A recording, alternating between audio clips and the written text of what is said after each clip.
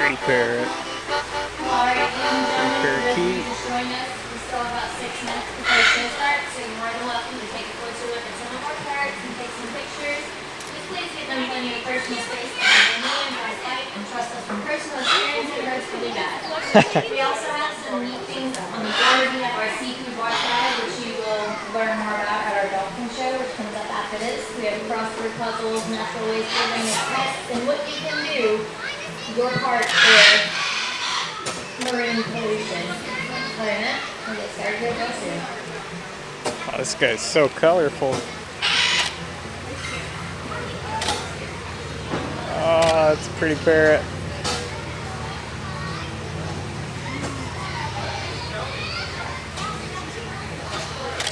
Look at those feathers. Yay! Now, parrots are tied at the top of the avian intelligence scale with the 4 big families. So look up jays, magpies, ravens, and crows. Some scientists have even compared their intelligence down to the average human toddler, aged between 2 and 4. And here at UC, we love working with that level of intelligence, whether it be through training or even playing games. Both are very enriching as well as stimulating for our birds.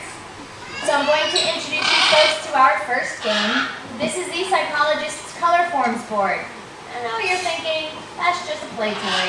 And you're not wrong, but I do promise you it is a little more scientific than that. A psychologist actually developed this board in order to test the IQs of the average preschooler. You'll notice that we have 3 individual shapes with all of their individual colors. And then we have the corresponding holes in which they all go. I'm going to see if my buddy Ziggy would like to join me because he looks like he might jump out of his feathers. Zig, you want to play? Yeah? Go back to this, bud. You got it? You got it. He's never been on this perch. So this is Ziggy. He's our 23-year-old Scarlet Macaw. And the little thing about him is he's still pretty new to this game. So it might take him a minute. So when he gets something right, please be sure to show him lots of encouragement by stomping your feet, clapping your hands, and telling him that he is the best boy in the world, because who could deny such a precious face? So for the first round, we'll get started super simple. We'll start with his favorite piece, the red square, one at a time. Yeah, bud? Good job! Next we have the yellow star, which is a little more difficult because it has all these edges. We can twist it and turn it because we have fingers and wrists. Well, let's see what Ziggy can accomplish with his beak. Good job, need some. And now leads to the blue circle. There are no edges and there's only one spot remaining. Can you tell that's his favorite piece? Good job, baby. I'm going to distract him with snacks so I can put them in the wrong order and see if he can still figure out where they go.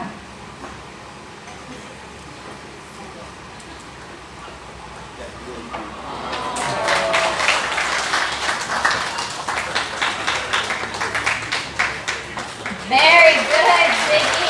Come here, baby. I'm going to have a couple for that. That's very good. Alright, folks. So for this final round, I'm actually going to try to fool him. I'm going to put the pieces in the wrong spots. Oh, that fits. My purpose of this is I would like to know if he understands the concept of the board, or does he only put the pieces where I tell him to put them. So I put the blue circle where the red square goes and the yellow star where the blue circle goes because those pieces fit in there nicely. And then I'm going to ask him very politely, your square, can you put it right here in the middle? Okay, baby. So here's your square. I want it right here in the middle. Right there in the middle. This one in the middle.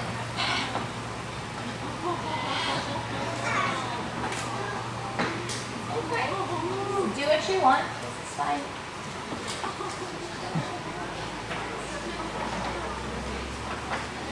Nice. Good job, Ziggy. Wait, he has to double check. Okay, you good? You figured it out? Baby, that's it, you're done, you fixed it. Okay, snack. You need a snack. Okay, so he's really not the best at following directions at all, but he's definitely passed our intelligence test. He don't love. As I'm sure you folks have noticed by taking a look around the stage, there really is a lot of diversity.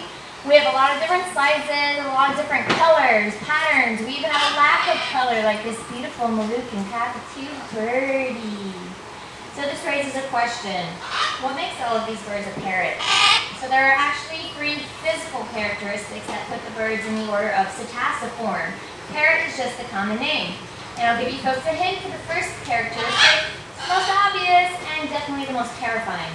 What do you think it is? The beak. It's thick, it's curved, it's hooked on both the upper and lower mandibles, which is perfect for their natural diets. Hook nuts, seeds, fruits, vegetation, and strangers' fingers. Trust me folks, these beaks can really pack a punch. They have upwards of 500 pounds of pressure, all the way up to 1,200 pounds of pressure in the mighty hyacinth, and it only goes up from there. The black palm cockatoo has 1,500 pounds of pressure in the beak alone. So it's a really good idea not to try to pick up, pet, or feed a parrot that you don't know, because it only takes 12 pounds of pressure to completely remove your finger. With that being said, you can have a volunteer from the audience with their finger for a strength test. Have a first aid kit, I promise. And Star Wars Band-Aids, so that's good. Has anybody tried to open one? Hammer, heavy-duty nutcracker, a vice, or you can be lucky like me and have this incredibly handsome 13-year-old hyacinth macaw indigo. Downside to using a hyacinth to crack your mats for you is you're not getting it back. He doesn't share. So I highly suggest buying them unshelled or baked in a cookie. So hyacinths are one of the largest known species of parrots, and they can consistently crack mats open with little to no effort.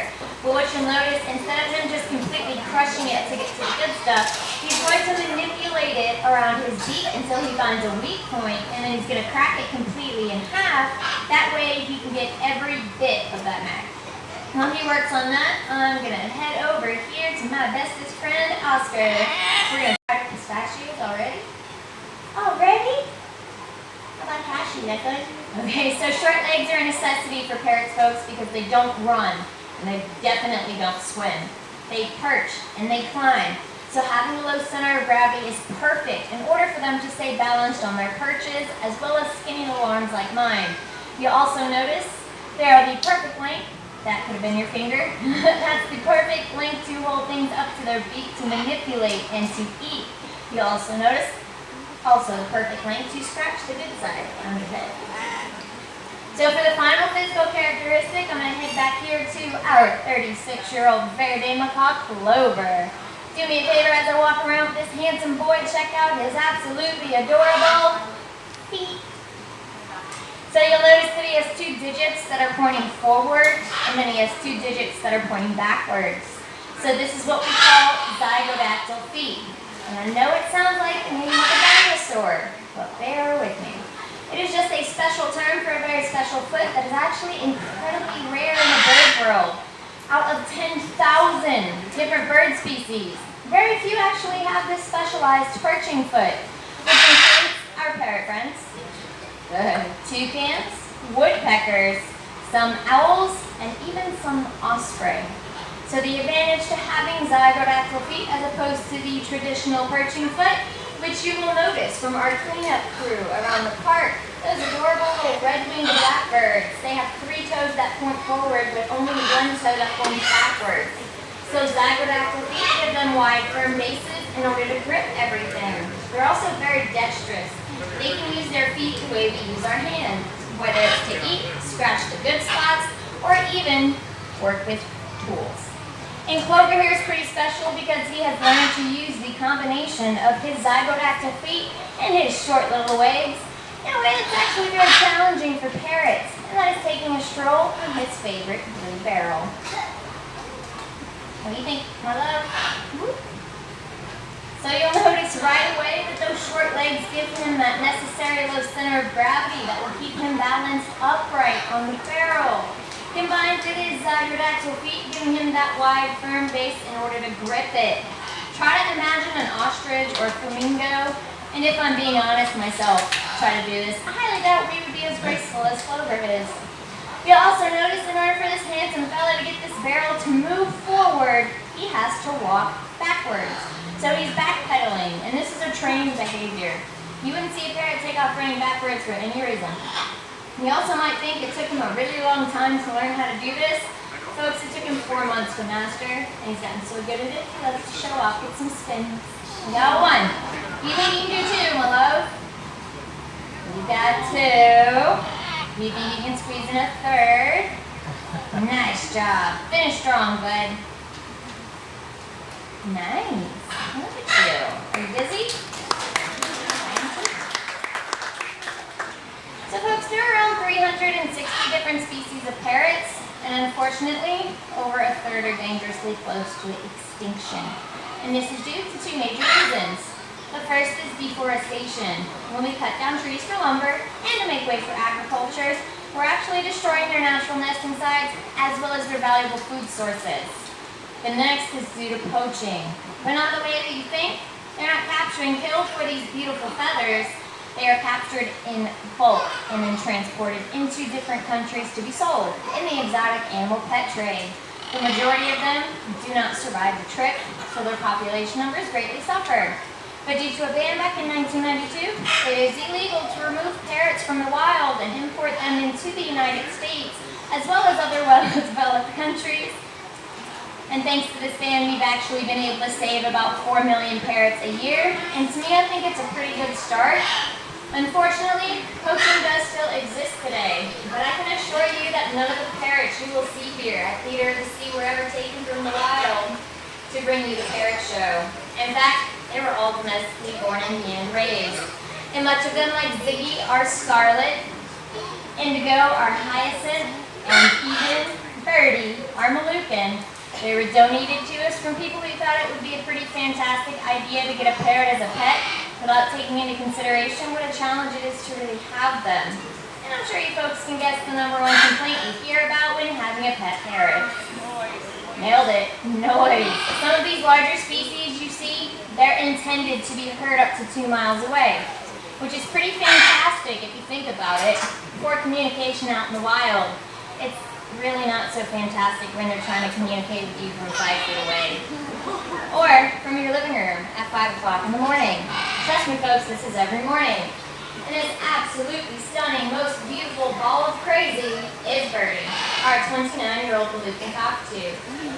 Her and her fellow Moluccans actually used to be ranked on National Geographic's top 10, one of the loudest animals on the planet. Due to recent discoveries, she did get knocked off the list, but I promise you she's still just as loud. Moluccan's calls have been recorded up to 135 decibels. And to give you folks an idea about just how loud that is, the jet engine off of a double-decker 747 is only 5 decibels higher, at 140. So with this being said, would anybody here be particularly interested in hearing this absolutely beautiful noise today? Oh yes, I got some yeses, baby. It is only polite if I ask Birdie if she would like to scream. So Birdie, what do you think? Do you want to scream? Alright then. Folks, I do suggest muffling your ears a little bit because we are under a pretty thick canopy. I want you as far away from the head as possible. And we'll get closer. Alright. You ready, Barbie? 1, 2, 3. I'm kidding, folks. Do you really think I would do that to you? If you are interested in hearing this absolutely beautiful noise, I promise you it exists all over the internet. I do highly suggest looking up on YouTube and do yourself a favor and don't wear headphones. I'm sure you folks have also noticed not only are they incredibly loud and patient, they're actually quite messy. They throw their food on the ground and they go to the bathroom wherever they please. They don't really have any manners. And folks, take a look at those incredibly impressive beaks. Their beaks are made up of keratin, and that is the same substance as our fingernails and our hair, which continuously grow throughout our lifetimes, right? So their beaks continuously grow throughout their lifetimes. And in order to keep them nice and trim, and trust me folks, this is nice and trim, they need to chew. So if you don't supply them with plenty of toys and treats to chew on, they'll just chew on your stuff. Side note, Batman impression. He likes superheroes. So back to chewing on your stuff. Your walls, your furniture, your glasses, your watches, your jewelry, your fingers, your wires. Trust me folks, anything they can get a hold of with these big beautiful beaks, I'd consider it destroyed. They're also very possessive, so good luck getting it back in the first place. But I'm not telling you folks all these negative things about these absolutely incredible animals to actually deter you from bringing one into your lives, I would just like you folks to ask yourself one question before you do. How do you feel about having a very loud, messy, manipulative, territorial, tantrum-throwing little 3-year-old in your lives and your family's lives for the next 50 to 90 years? Pistachio? 50 to 90. Basically, folks, you have to put them in your will. The average time somebody keeps their pet parrot is only 4 years. And with an average lifespan of 70, really leaves a lot of homeless parrots. But here at the USC, we're more than happy to have a few of them. So just like Ziggy, Birdie, Indigo, many of our other parrots, they have found their forever homes here with us where they can live out the remainder of their many years. So one of the biggest questions we get here about our birds is why don't they fly away? All of our parrots were domestically born and hand-raised, so they never learned how to fly. It's not something that's instinctual. They have to watch their parents, and then they have to build up the pectoral muscles that will keep them in the sky, as well as help them to turn or go lower or higher. We do have... I do want to give him a couple of warm-up rounds, because he's probably got lunch on his mind. So, can somebody who is not related to him or pretending to be Batman, please shout out a number between 1 and 5. 4. I heard 4. Okay. 4. What's your name?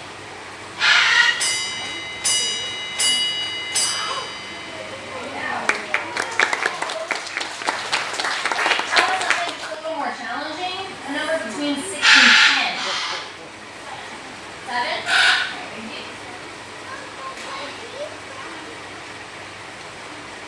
I'm not calling you a loser. I want you to count to the number 7. Yeah.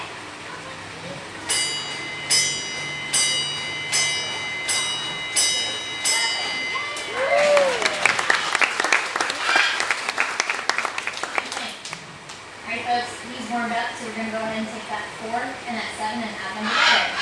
You're more than welcome to count along. We do love audience participation. Just please don't shout out the answer. That includes you, Austin. Okay? Do you remember your 4? Yes. Can you do it?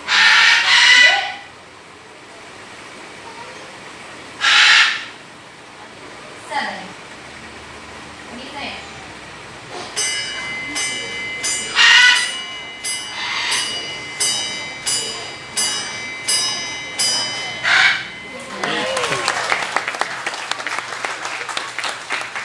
Alright folks, so the final round is subtraction, but I'll warn you now, it's not his strongest suit. It's something that we've definitely still been practicing. But for training purposes, I do want to go ahead and go for it. If he happens to get the answer wrong, please hold the laughter to a minimum. You don't want to hurt his feelings. So we're all the way up to 11. Can somebody please shout out a number that's less than that? 9. 9? Alright. Cool. Back a little bit. Now I need both your peepers. Thank you. Thank you. Do you remember your 11? Yep. Minus 9. Alright, level time. What do you think? That's my board. Absolutely fantastic, right? Alright folks, I would just like to let you know that he does have a side business of math tutoring. As long as you supply him with plenty of pine nuts, peanuts, and pizza, you should be good to go. Just in case, always double check the subtraction because it really doesn't hurt to double check. Well, with that beautiful act of intelligence, it does bring us to the end of our show. But before you get up and run away, I have a couple quick announcements. We have a second parrot holding opportunity. It'll be at 2:15. You'll pass all of our beautiful parrots on their perches, and you will see a sign that says, "To the beach." You will head down that path, stop at the pirate parrot sign. We will meet you down there with a couple of our birds that you will be able to hold, interact with, and then our professional photographer will take your picture. So be sure to smile. You're more than welcome to take a closer look at the parrots, take some pictures. Just please give them plenty of personal space. I cannot tell you how bad their bites hurt. Alright, let's see. Oh, that little parrot show was pretty fun. They're entertaining birds. Just out walking around. Fix my exposure. Really sunny, really warm here too. Oh, look at that! It's a giant turtle. Hey, buddy.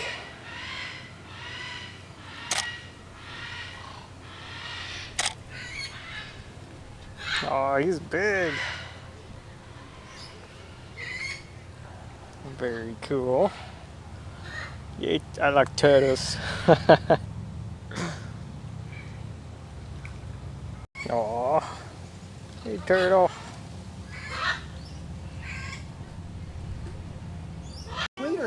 Oh, this one's getting a scrubbing. I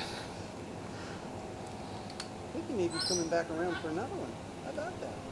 That's like you getting the back rub, I think. Maybe. Yeah, usually I just like this. Except we're not giving you a back rub to scrub off all the growth from No, there. we don't do that. It's a big turtle. Yeah.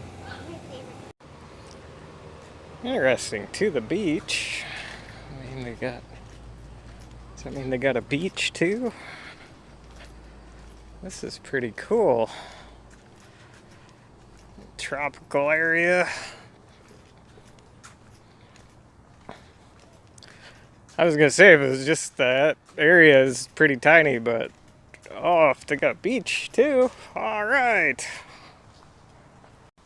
Just walking through. See what's here. Looks pretty fun.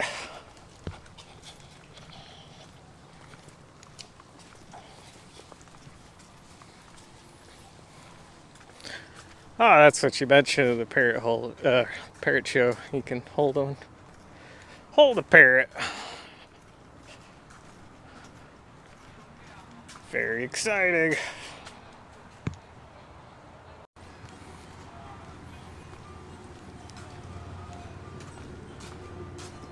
Oh, cool. Beach, 11 a.m. to 4. You can swim. Little beach. Got little birds.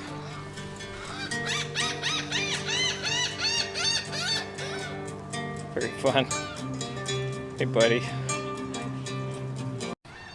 Okay, not too much there at the beach. A little anticlimactic, but cool nonetheless. Fun little area. Got spider webs all over too. Find me some bugs. Seen that butterfly. Oh, that's a huge lizard.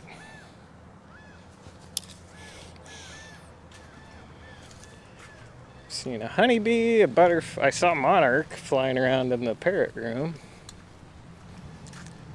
So yeah, very fun and exciting. Big fish in there. Let's see, where am I going? I guess there's a dolphin show going right now. So we can go find the dolphin show. Dolphins are fun. Just forget where it was. I think it's over here at the beginning.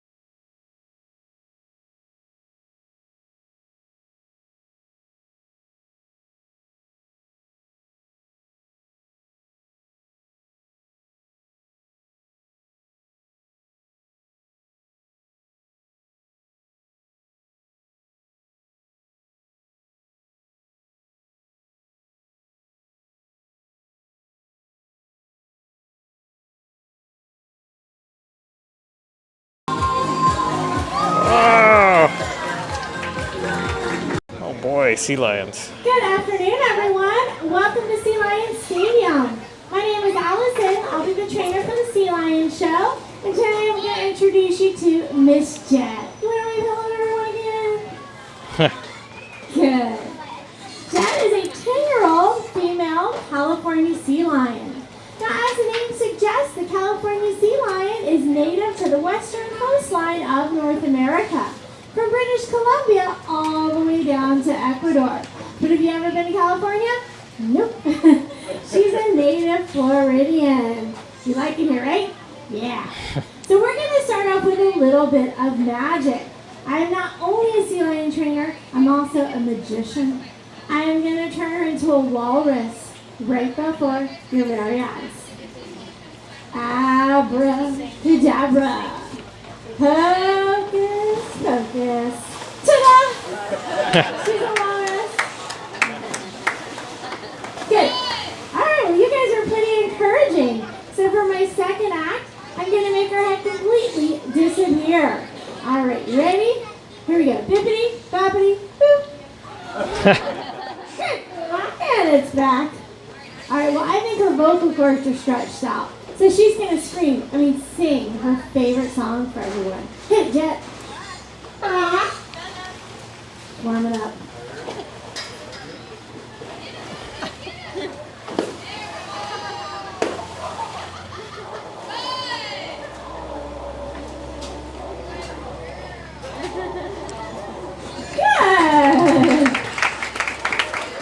Do you guys recognize it? It was Kenny Rogers. You picked a fine time to leave me, you seal. Good. Jet says the joke smelled. And she was insulted because she's a sea lion, not a seal. We're going to point out those differences for you right now. So one difference is an ear flap. If you look on the side of her head, you're going to see an external ear flap. Good. True seals just have a hole for an ear. Sea lions have large, strong, powerful front flippers. Good. Good. Those front flippers are strong enough to support their entire body. Wow. Good. And in Jet's case, it is about 174 pounds. Quick one. Good. Quick one. Now, seals and sea lions move differently. Sea lions, let me say the word for a second. Sea lions can actually rotate their rear flippers beneath them, and that enables strut. Good. See? Seals can't move that way. They have fixed pelvic bones. When seals are on land, they scoot on their bellies. So she is going to show you her impression of a seal. They kind of move like a big inchworm. Good. Seals. Not quite it.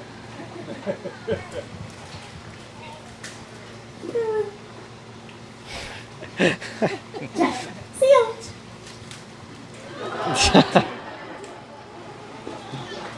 Good. Very nice. They also swim differently. Like a fish. Sea lions can swim at speeds up to 23 miles per hour. Faster than dolphins.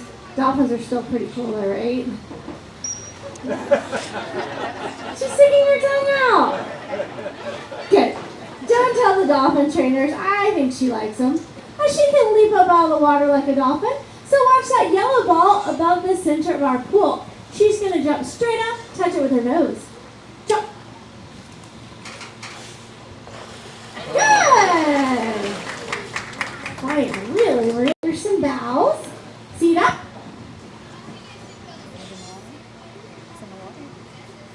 Good. And they may do this if there's predators in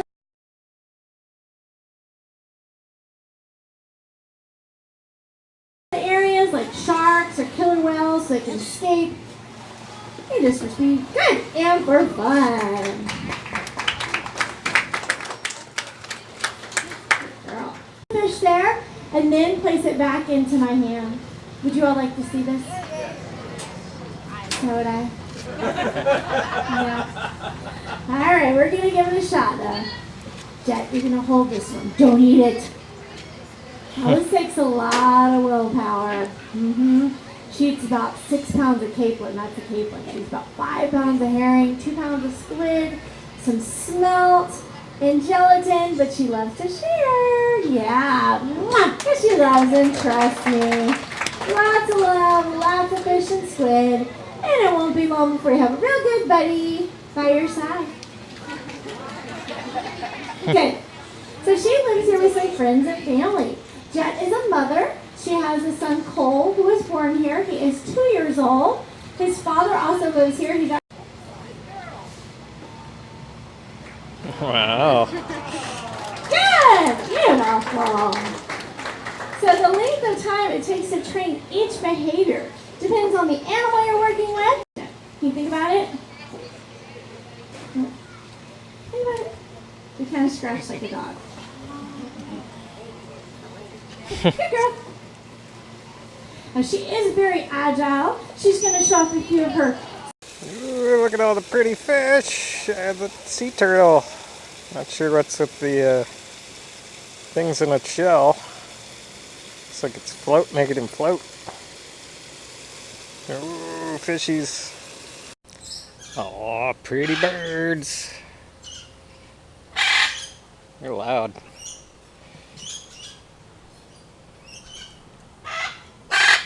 That was the coolest. Looks like he's sleeping. Leprechaun. He's all colorful. He's a pretty bird. Alright, so there we go. There's the Theater of the Sea. I didn't see all of it. There's plenty of other fun little activities you could do. You could go swim with the dolphins, play with the sea lions. Prices are pretty high for that. Like, you know, it's like scuba diving is like $150. So, yeah, fun though. Nice little botanical garden. Pretty tiny thing, but yeah, it was fun. Little shows are nice. So, there's that. Woo!